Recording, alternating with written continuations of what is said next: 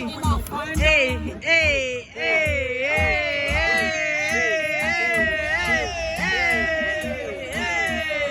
hey, go Papa. Hey, okay. Aha turi kuri Mooney's Bay Park.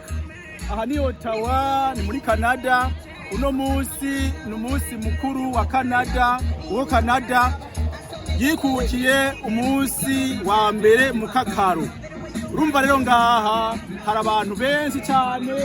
Raba abantu bari hariya n'abantu baje raba abazungu raba bajya n'abarundi raba n'idarapo barimanitse bamanitse idarapo ry'u Burundi raba umuyaga ntiwazariraza kuboneka raba abantu bose bari ngaha baje mu minsi mikuru raba aho hose bariko baragira bariko barakina bariko bararaba aho.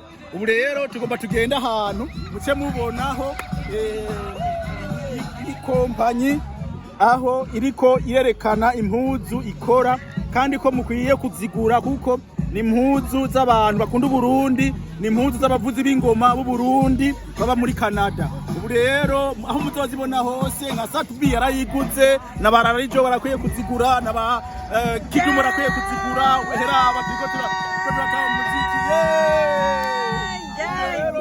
tugende kuraba stand rero yabo.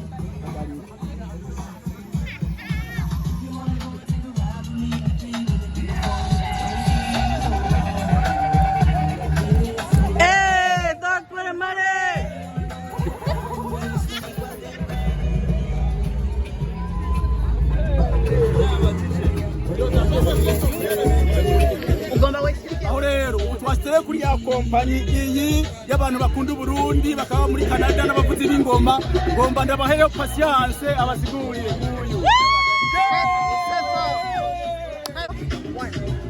rero hano haturi abana twahuye nayo ni makompanyi akora impuzu hano rero tuba turakora impuzu zifata ku shiti bisigura kuba wowe nyene kwisigura uko wumva wowe nyene kuba wowe icuri cyonyene.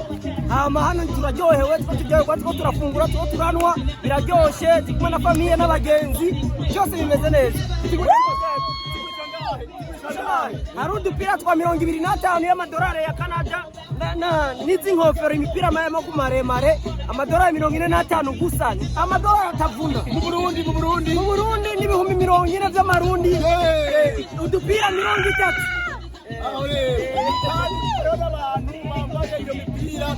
Abantu benshi cyane murabe hirya no hino abandi bari hirya no hino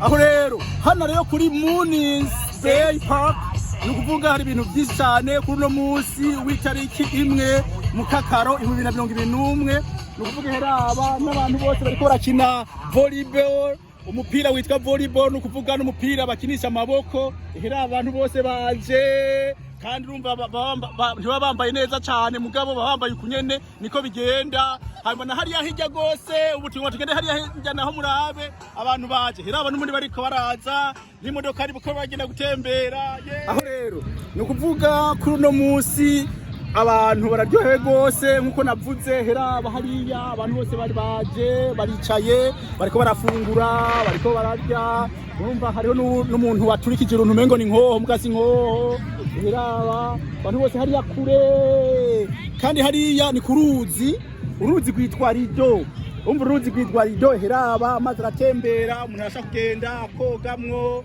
hari hantu tarenga naho urenga abantu bagakina nuko rero nico narifuze ndababwira uno munsi nkababwira nti nakanyamuneza gakwiye kubera ni umunsi mukuru w'Uburundi umunsi mukuru w'Uburundi hanyuma hakaba n'umunsi mukuru wa Canada. None rero nakanyamuneza umuntu atabaye mu Burundi no kuba muri Canada kubera mu Burundi umunsi mukuru w'Uburundi ni itariki imwe mu Kakaro, muri Canada naho ni umunsi wa mbere mu Kakaro. Murakaramba, murakagwira, muragahora ku ngoma. Yari Ntafatiro Patrice, Umurundi, umumana n'umusongore aba muri Canada. Murakoze, bye bye, umunsi mwiza.